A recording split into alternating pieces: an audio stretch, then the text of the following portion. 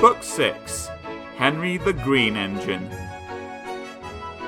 Story 5, Henry Sneeze.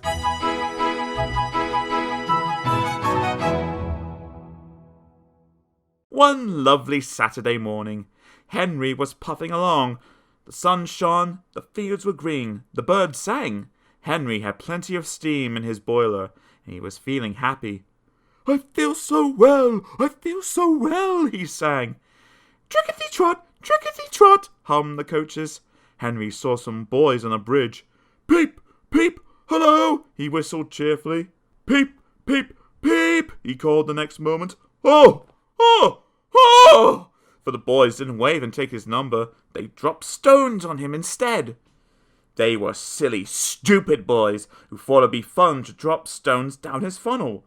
Some of the stones hit Henry's boiler and spoiled his paint. One hit the fireman in the head as he was shoveling coal, and others broke the carriage windows.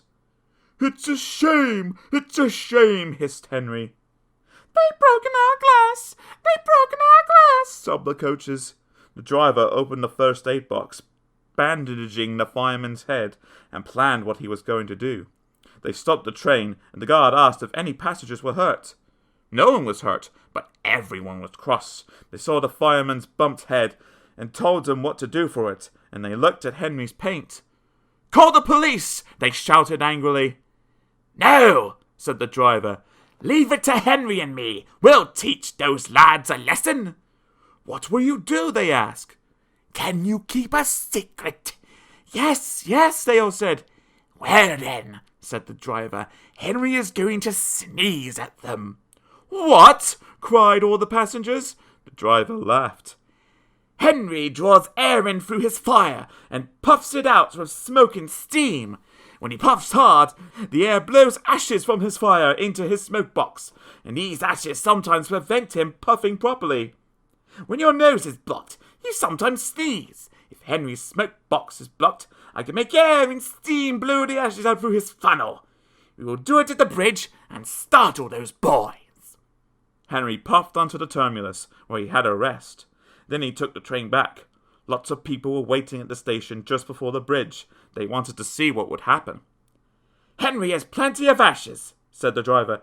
"Please keep all windows shut till we are past the bridge. Henry is as excited as we are, aren't you, old fellow?" And he patted Henry's boiler. Henry didn't answer. He was feeling stuffed up, but he winked at his driver, like this. The guard's flag waved, his whistle blew, and they were off. Soon in the distance, they saw the bridge. There were the boys, and they all had stones. "Are you ready, Henry?" said his driver. "Sneeze hard when I tell you." "Now!" he said, and turned the handle. "Atusha!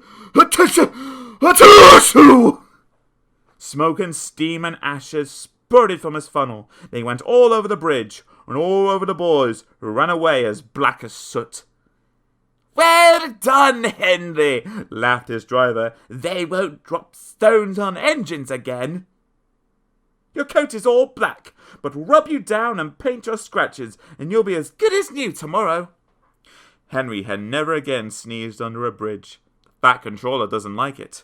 His smoke box is always cleaned in the yard while he is resting. He has now gone under more bridges than he can count. But from that day to this, there have been no more boys with stones.